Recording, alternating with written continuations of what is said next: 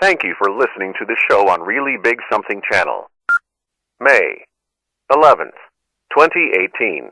The Cooner Report is powered by Kelly Financial Services. Cleaning up your financial bull. Get the peace of mind that you deserve at Kelly Financial Services. 2:05 here on the great WRKO, the voice of Boston, Jeff Cooner, Boston's bulldozer. Okay, my friends, it is truly my distinct honor and privilege to be joined in the studio with really a man I truly respect. He is the editor-in-chief of the Boston Broadside. It is, to me, the best print publication in Massachusetts, in New England, full stop. You want an alternative to the mainstream media, this is it. It's full of investigative reporting, stories you will not find anywhere else. It's also got sizzling conservative commentary. Full disclosure, my column appears in the Broadside, so does Dr. Grace, but also you're going to get columnists from around this state and around the region on conservative issues from a conservative viewpoint you will not find in the Globe, in the Herald, channel 4, channel 5, channel 7, channel 10, channel 25, wherever. This is the place. And I know it's a very special issue for you, Lonnie, because we'll talk about this a bit later, but it is the 50th issue, correct, of the Boston Broadside? You've got it, Jeff. Congratulations. Thanks very much. They said... And the honor is mine to be here. Thank you. Lonnie, they said you wouldn't survive. They said a conservative newspaper couldn't succeed, but here you are, my friend. You're growing. You're getting bigger and bigger. Your influence is getting bigger and bigger. And I've got to ask you, you obviously were there at the state Republican convention, and you guys covered it, and I know you guys have a lot of articles, or at least some coverage in the current issue. I'm just curious, a couple of developments. Number one, a shocking result. Scott Lively, who I believe is now officially on the ballot, did get his signatures, stunned everybody by getting nearly 30% of the delegates. Why do you think Lively did so well? And why did Baker do so bad? Well, Baker has asked so many different conservatives and so many different groups not to vote for him repeatedly. Take the gun group, for example. And he's repeatedly asked them not to vote for them. Take anyone on any fiscal conservative issue. He's asked them not to vote for him. Sanctuary cities. He doesn't want a sanctuary state. We think maybe perhaps, but he's okay with sanctuary cities. Look, for disclosure, I had 8 people there from the Boston Broadside. I was unable to be there.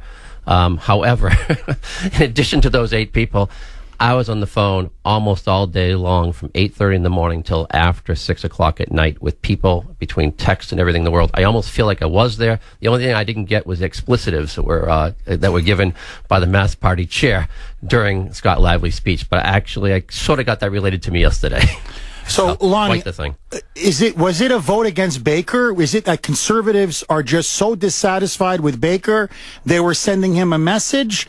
Or was it Lively's speech, his apparently electrifying speech, where he said, look, on life, on guns, on immigration, on you name it, fiscal issues, I'm 100% conservative?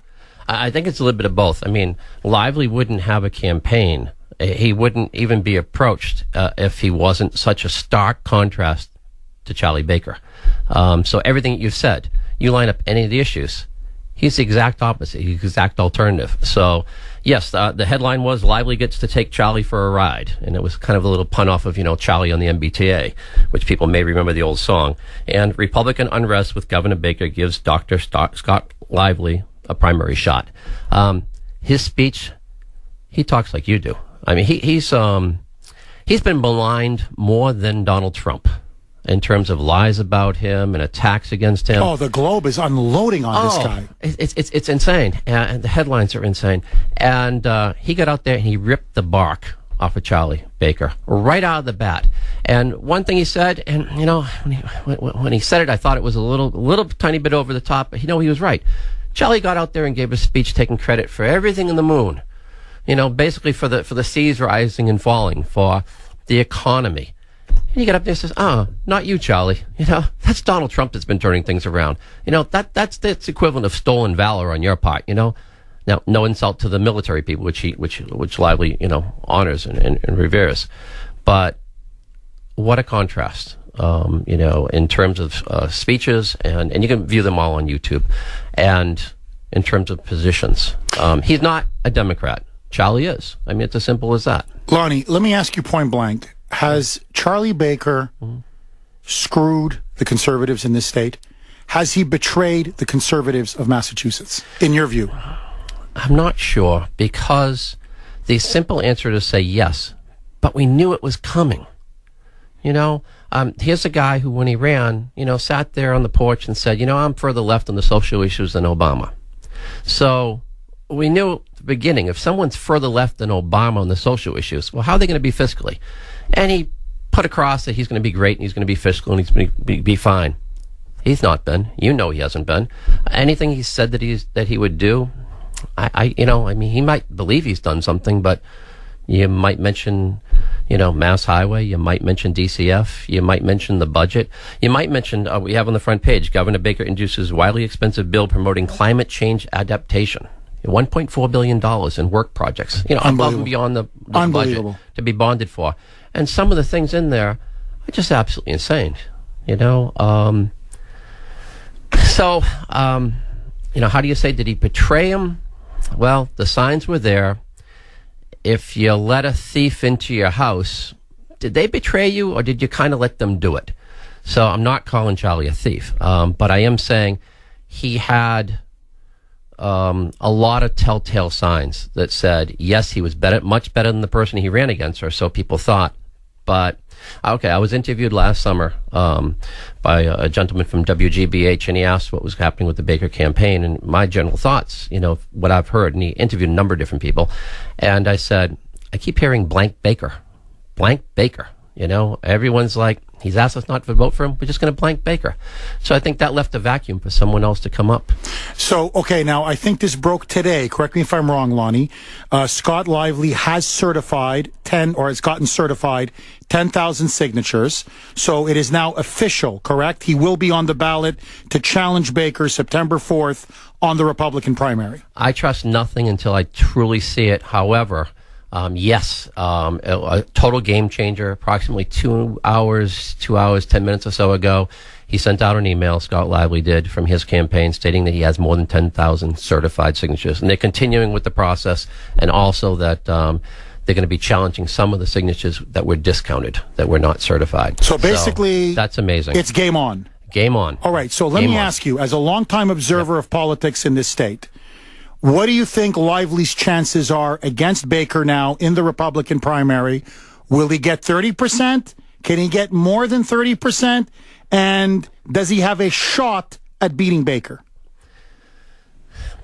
Baker's weak, but a lot of people, particularly the Democrats, see him as a nice guy, and he goes along with them as a nice guy. Can Lively beat him? I think yes. The people who said, could he get through the convention? To me, that was a no-brainer. There was that whole block of conservative people running, and they all came out on top. So that he came up so high, that surprised me, particularly with the arm twisting that goes on the floor. And it was extensive, and it was by people that kind of surprise you. But can he do it?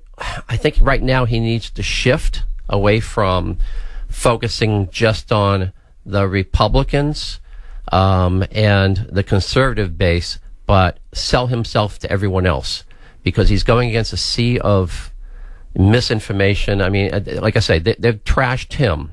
The Mass GOP has trashed him worse than they trashed Donald Trump. For example, yesterday, Kirsten Hughes, the chair for the Mass GOP, she put out an email, big recap of the convention. Mentions every single candidate that was there at the convention and what they did and how they're moving forward. Scott Lively is not on that email that went out to all the Republicans. I mean, that's how they play. Lonnie, you've only got 2 minutes, but I've got to ask you, okay, can Lively get the kind of grassroots networking? Can he run an organized, disciplined campaign with people all across the state?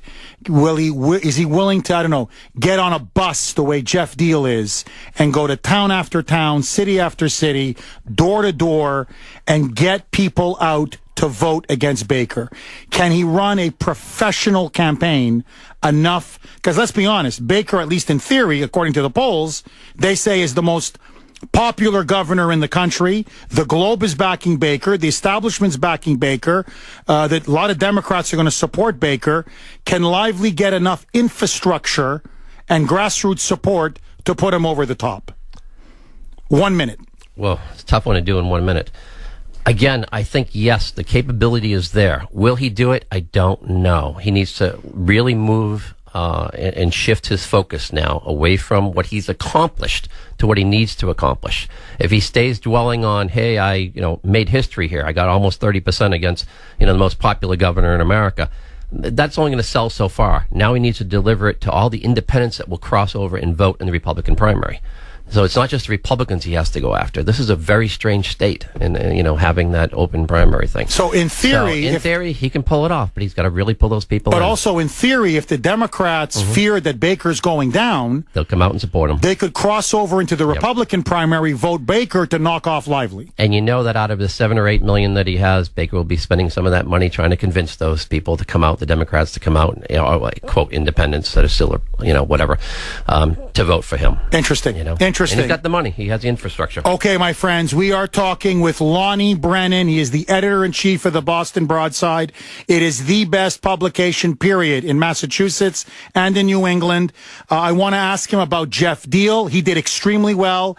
And what are some of the biggest stories that the Broadside has broken? I urge all of you, if you can, subscribe. Do yourself a favor. Do your family a favor. This is one publication you want to get. The number, if you want to subscribe, is 833-800-NEWS. 833-800-6397. You can also subscribe online to bostonbroadside.com. A lot more with Lonnie Brennan next. 2:21 here on the great WRKO. Okay, we're in studio with truly a man I admire very much, Lonnie Brennan. He is the editor-in-chief of the Boston Broadside. He has the guts to print a publication that goes against the Republican establishment, the Democratic establishment, and the corrupt media in Massachusetts. That's why I'm urging all of you, if you want an alternative, a real alternative, to give you the stories on illegal immigration, welfare fraud and abuse, the MBTA, you name it, DCF, whatever the issue is, the Hackorama. There is no better publication in this state, frankly in New England, than the Boston Broadside. And I'm urging all of you, if you can, subscribe. You get a great deal. Lonnie, just for the subscribers out there, if they subscribe, what is it, $30 for a year? I'm sorry, what? If they subscribe, it's $30 for 1 year? That is correct, yeah. Trying out your new headphones here. Didn't do very well there. Sorry. So $30 for a year, right? That is correct, yes. I'm telling you, it's a steal. It's a steal. Call now, 833-800-NEWS, 833-800-6397, or you can go to bostonbroadside.com. Lonnie, off air, and this is what the Broadside does, little things like this. You literally tore out a page from the current issue, and in there is a picture which says puke-worthy moment, and there's Charlie Baker with Elizabeth Warren at the St. Paddy's Day breakfast, hugging Elizabeth Warren, and both of them taking a selfie together. And you said to me, Jeff, if one picture can say it all, this says it all. Absolutely, positively. Big thanks to rabidrepublicanblog.com, Iron Mike, for passing that one along. Yes. When you said subscriptions, make sure they mention you, because we said we'll give 14 issues instead of 12. Okay, so you mentioned the Cooner Man. Yeah. You don't get 12 issues for $30. You get 14 issues for $30. You got it. Okay, I don't know how you make money on this, but let that go, Lonnie. Let me know someday. We lose $1 in every subscription. We make it up in volume. Isn't that the old joke from Saturday Night Live? It's a steal. Honestly, it's a steal. Okay, Lonnie, very quickly, Jeff Deal electrified the state Republican convention. He got 56% of the delegates. He clearly now has a commanding lead. I don't see him losing the primary. Tell me if you think I'm wrong. Do you think he has a shot at beating the chief, Elizabeth Warren? Jeff Deal is just an amazing person and candidate. Sorry for saying it that strongly, but he's the guy that keeps on surprising. And the thing is, what he needs to do, I think, just my thought is, he's had so many accomplishments, but then he moves on to the next one real quick. And he doesn't sit around like most politicians and take a victory lap. For instance, the tank the gas tax. He led the repeal effort, co-chaired it with Steve Elwood. And the two of them together, and many others, got that on the ballot and actually got the automatic tax increase. We'd have been increasing our gas tax forever, automatically, thanks to these great legislators. He got it on the ballot and he got it defeated. There's a lot of other people involved, but he was, right up there. He helped to spearhead it. He helped to spearhead it. But then he just moves on to the next issue. He's constantly going to the next honorable thing to do. And I think he needs to spend some time, getting his name to be as popular as a household name, over the next several months. And, really kind of getting out. It's tough to do that. But look what he's done. He was David versus Goliath in that fight. I believe that he was outspent at least 10-1. Maybe it was a lot more. I can't remember the exact numbers. Here at the convention, he beat out a millionaire who pledged a couple $1 million of his Jack own Kingston, money. Right? Yeah. Thurston Howell III Kingston. Yeah. I'm sorry, but the things that guy put out and the literature that he put out and the postcards that I received, oh my God. Typical politician stuff. And then the other one, I got a text message, email today, Beth Lindstrom's campaign.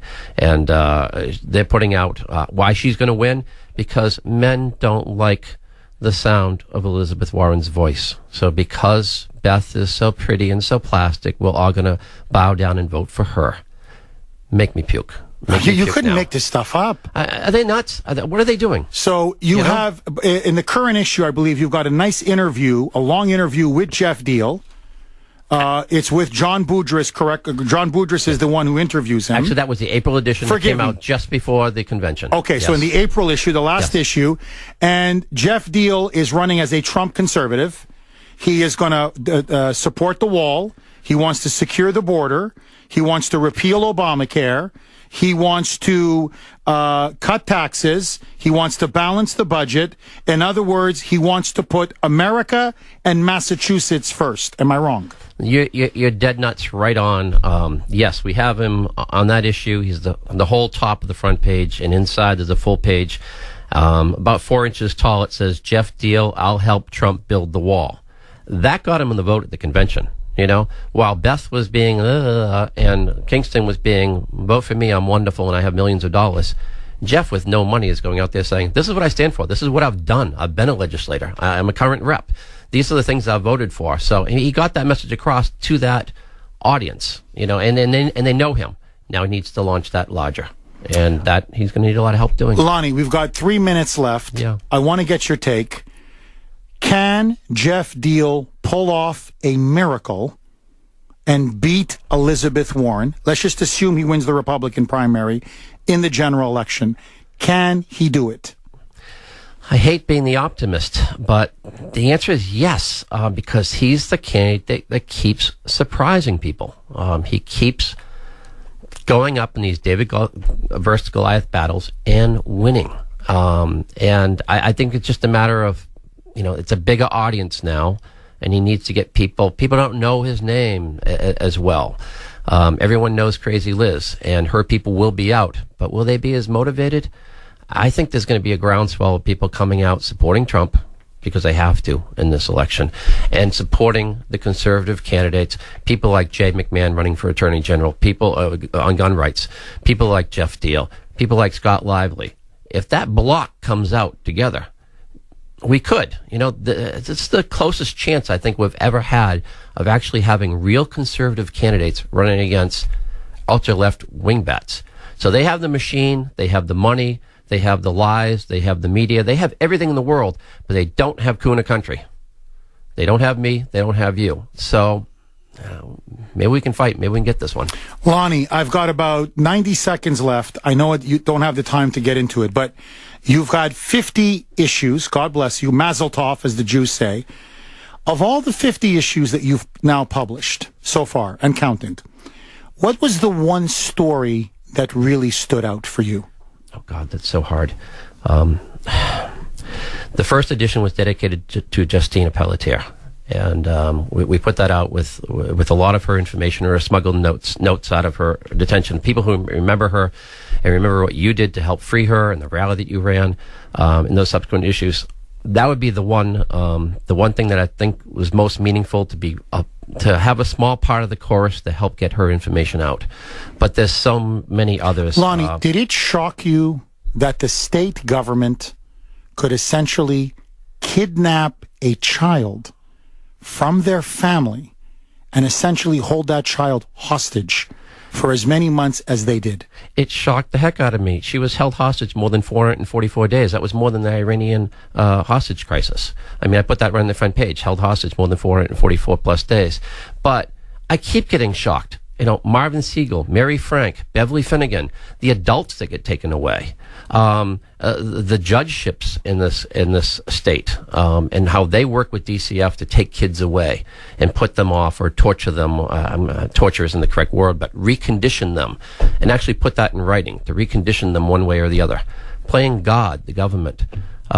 We just had a child die in England with government playing God. And the closest thing to God, although he's a bit liberal and whatever, but the Pope said, hey, let him come over here to Italy. Let us get him some health. And they said, no, we'll just let him die here. That was Baby Alfie, right? Yeah, Baby Alfie. Yeah. Got that on page 2. All right, you have that story in the current issue as well. Well, we try to cover a lot of different things. Alfie has gone home to God. Questions remain. Why did they pull the plug? And so I have in there a little bit about what they tried to do, what they tried to do as parents, and what the community tried to do to fight, and a little bit about the quotes from the parents. And it's like, what was their rush? Why did they need to kill this child?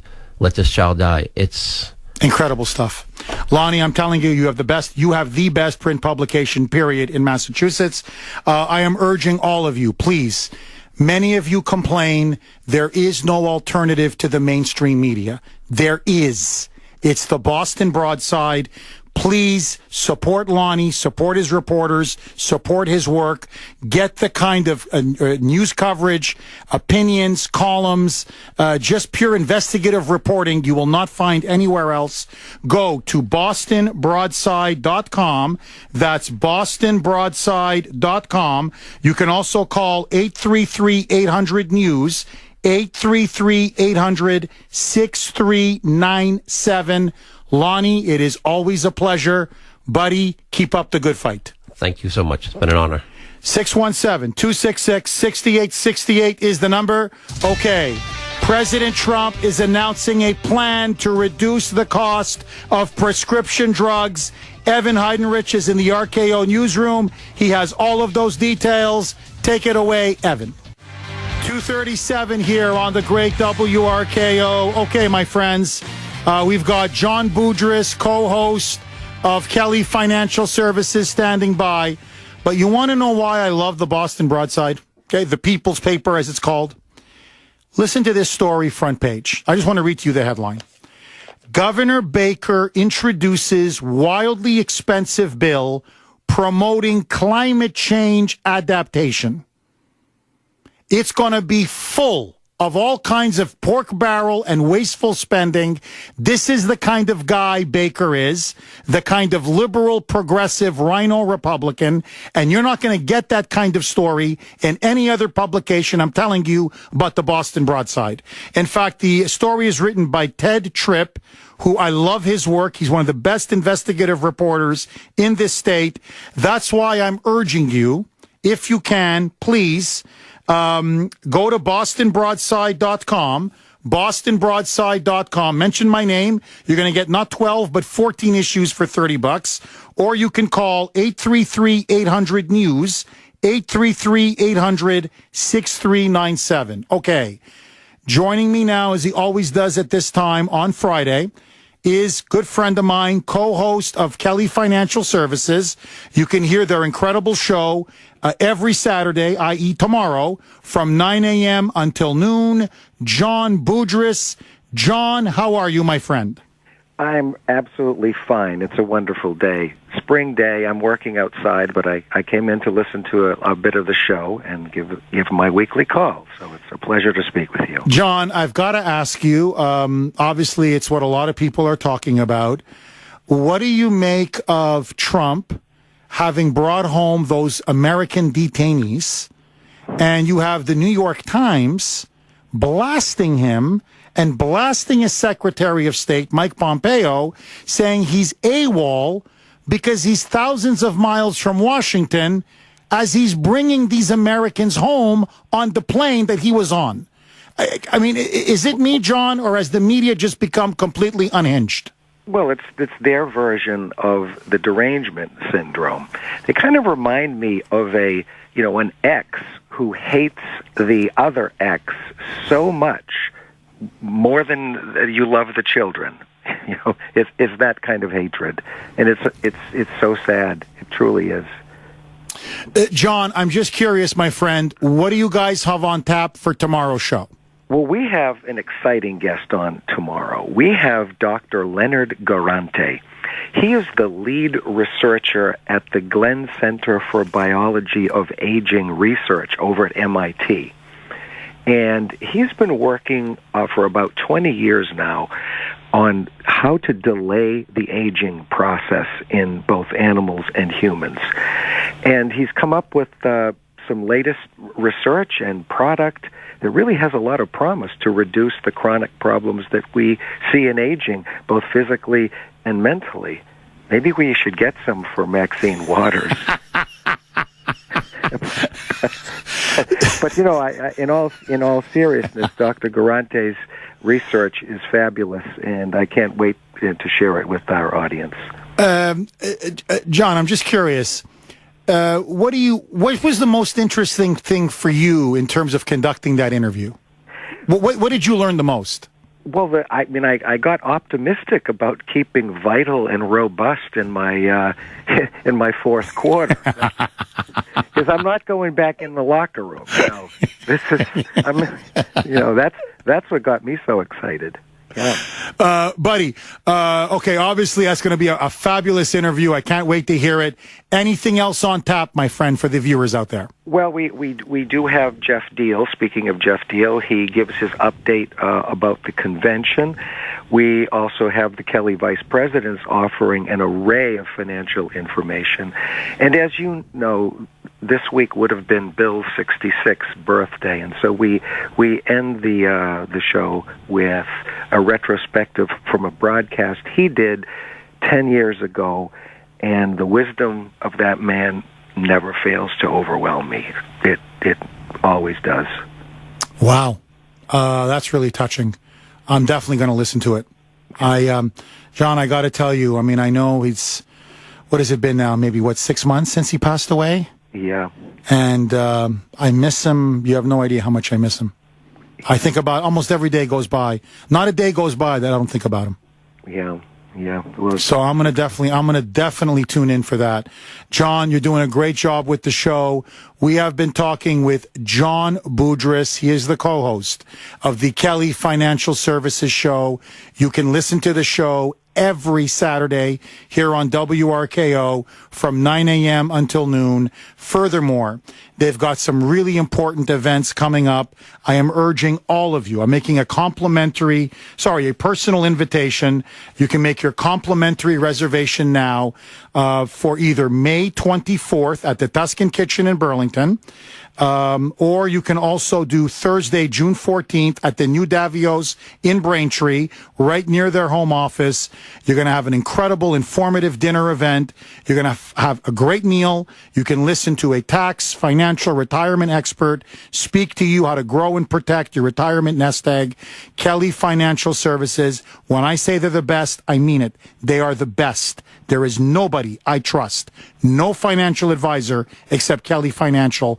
Call now, 888-800-1881, 888-800-1881. John, keep up the outstanding work, buddy, and we'll talk next week. Okay, bye now. You say hi to the kids? I will. God bless you, John. Take care, buddy. Bye-bye. 617-266-6868. More with your calls next.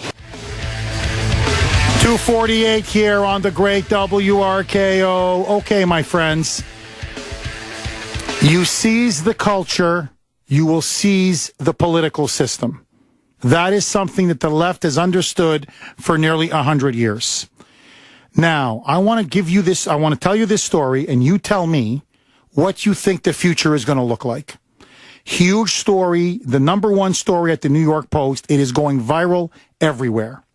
So, a Cornell University senior student, her name is Latia Che. She, in fact, is a foreign student from South Korea.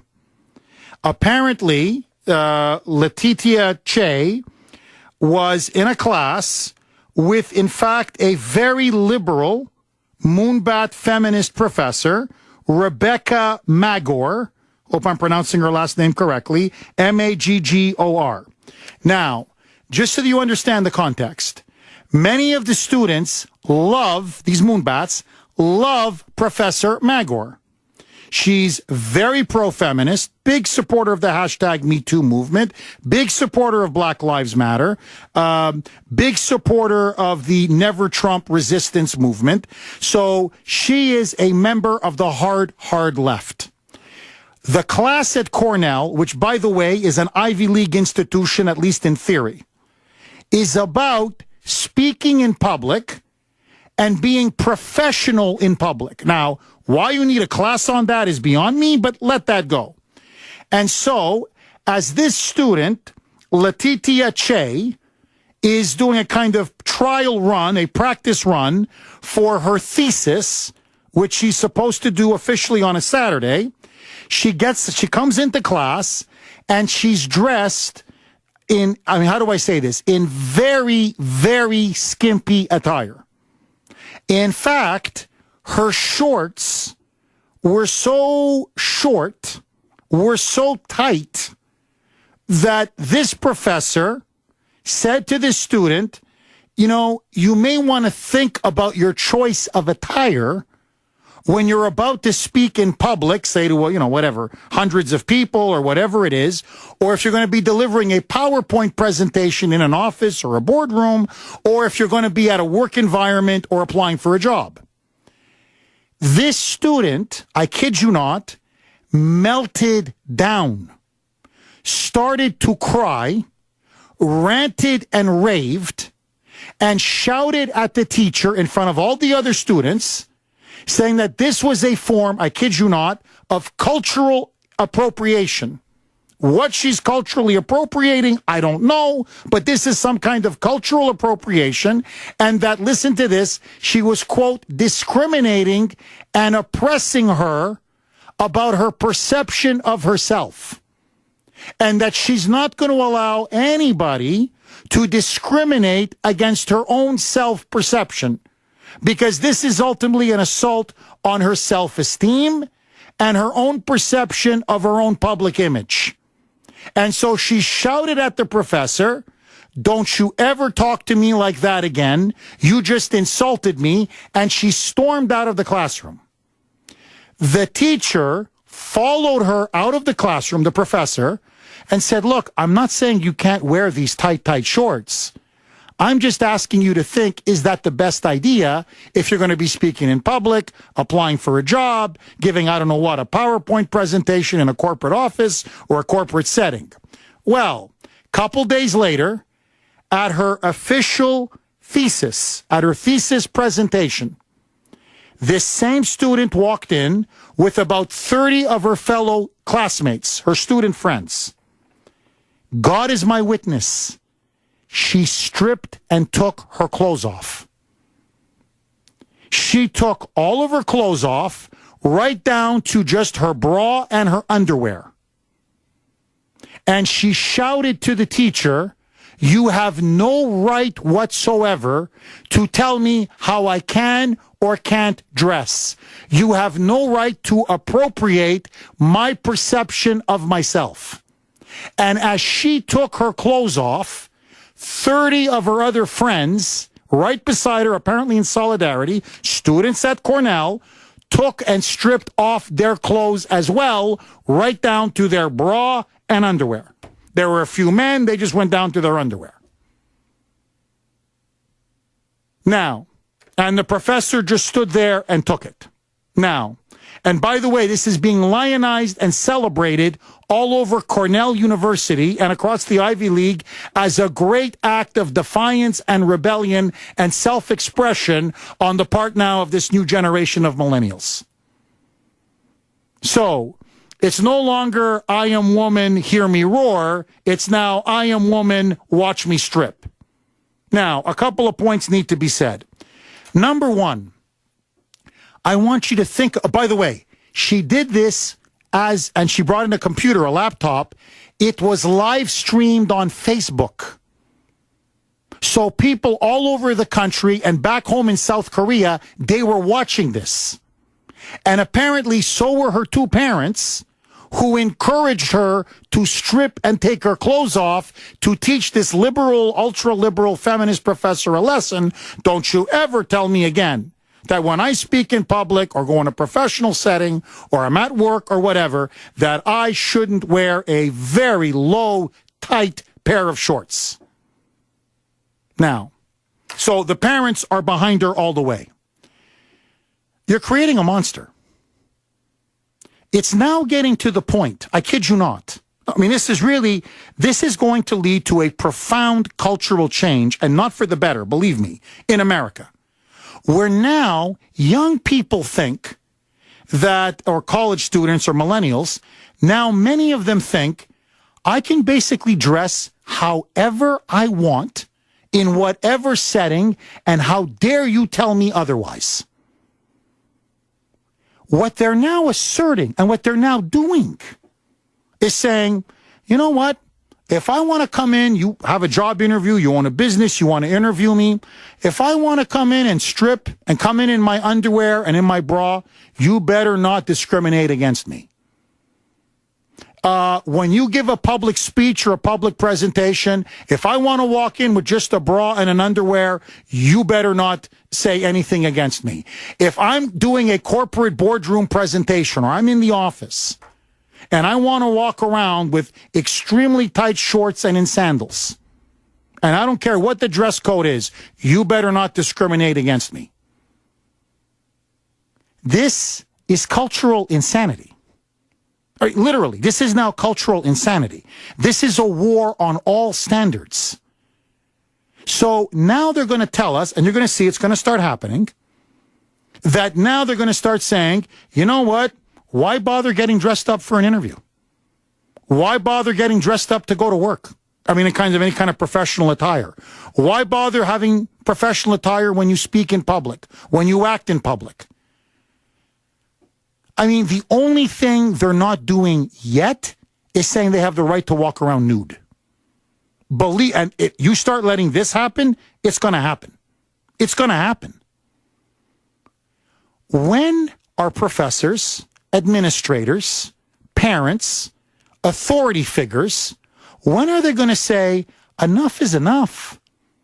When you do a public presentation, a public speech, an interview, you're at work, you're delivering a PowerPoint presentation, how about a nice pair of pantsuits, a blouse, a suit, whatever it is, you have to look the part to show respect for your job and your colleagues. That's the point. The reason why you dress well is to show respect for the position that you're holding and for your colleagues and people who work around you. That's the point of dressing well. It's not about you. Not everything is about you. But these people think Everything is about them. Brittany, I know we're running out of time, but I got to ask you, when you did your thesis presentation, Yes. did you ever dare to think that you should strip your clothes off and do it with down to your bra and underwear? No way. Did she fail her thesis for doing that? Oh, no, she passed. If you failed her, that would be discrimination. Oh, come on. No, so I wore, nice dress pants, a blouse. I feel like I was dressed in the nines every time I had to do a presentation, whether it was PowerPoint or give a speech or whatever. So I can't believe that she did that. I saw the story and I'm like, you have got to be kidding me. Things have changed since I graduated 5 years ago, Jeff. Well, if she failed, she could go, be a stripper or something. She seems to be good at it, right? Brittany, did you feel, discriminated against or oppressed when, you delivered your thesis presentation that you were in a nice a blouse and a nice pair of pantsuits? No, you feel good about yourself. You're all dressed up and it's your senior year. You're graduating in a week and you're doing your thesis and you can't wait to get out of there and start your first full-time job in the real world. I can't believe that she did that. I wouldn't even think that I would be discriminated against for dressing up. When we interviewed you to come officially work on the Cooner Report, and you came in a real professional outfit, did you feel like, Cooksey and I were discriminating against you because we expected you to dress well? I wanted to just come in jeans and a T-shirt, Jeff, but I had to come in a nice suit. Okay, my friends, before we go, we'd like to wish a very happy birthday to Teresa Broderick. She's an avid member of Cooner Country. She's been fighting cancer, but she's on the road to recovery now. Her son, Michael, was kind enough to let us know her birthday is tomorrow. Congratulations, Teresa. Happy birthday, and great job on beating the cancer. I am so proud of you. Enjoy your birthday. Teresa, you deserve it. God bless you.